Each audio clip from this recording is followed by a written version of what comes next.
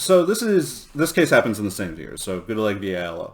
Um, this case comes out of California. Laws like the previous case in Cleveland that required women to quit because they were pregnant were pretty easy to hold unconstitutional. However, there's a much more difficult issue that I sort of hinted at, and that's the issue of health benefits for a pregnant woman, and health benefits for pregnant women is the issue in this case. So the state of California had a law which specifically excluded pregnancy as a disability, which meant that the state's disability insurance system did not have to cover pregnant women. So first off, we should probably deal with the fact that pregnancy was considered a disability. It was. And because of that, once something is declared a disability, disability insurance kicks in, not health insurance. Well, the state had declared that they were not going to cover pregnancy as a disability, which meant that there was no form of insurance for pregnant women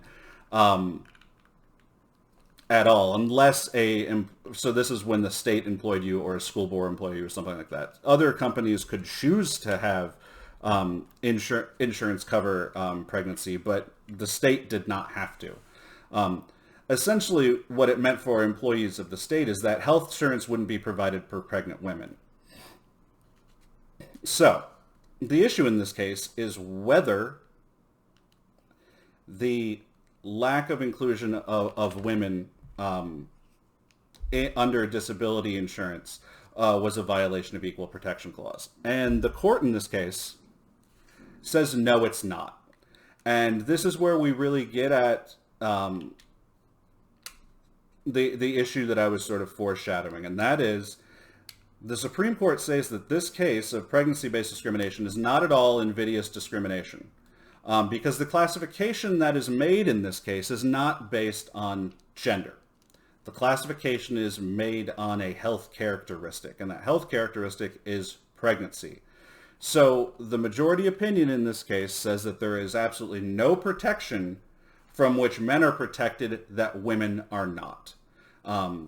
So they determine that this is not a gender-based distinction, disregarding, sort of going around the issue that only women can be pregnant.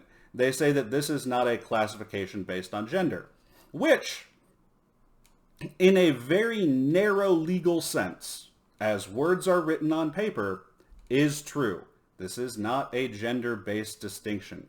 But in the broader, more holistic reality that all of us live in, this sort of distinction very clearly burdens one gender over another, or burdens one gender as compared to another, and is invidious discrimination of a nature. So what this meant is that pregnancy was simply uncovered by any state or local employee in the state of California. And not to just put a burden on California here, many states had very similar laws in which they got around covering pregnancy. Apologies for the jump cut there.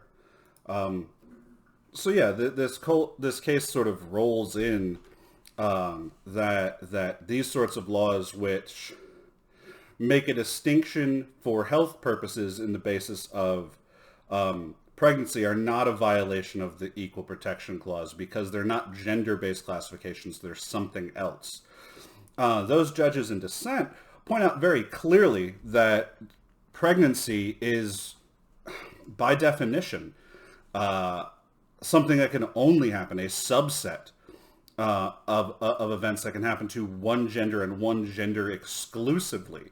And therefore are a form of pregnancy-based discrimination. They aren't classifications that are made on the distinction of gender, but they only apply to a gender and therefore have to be considered pregnancy-based discriminations.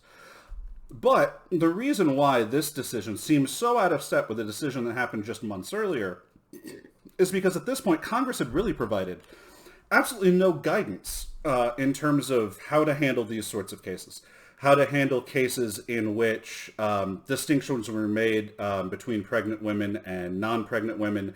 And because of that, because of that, the court is really working without any form of instruction.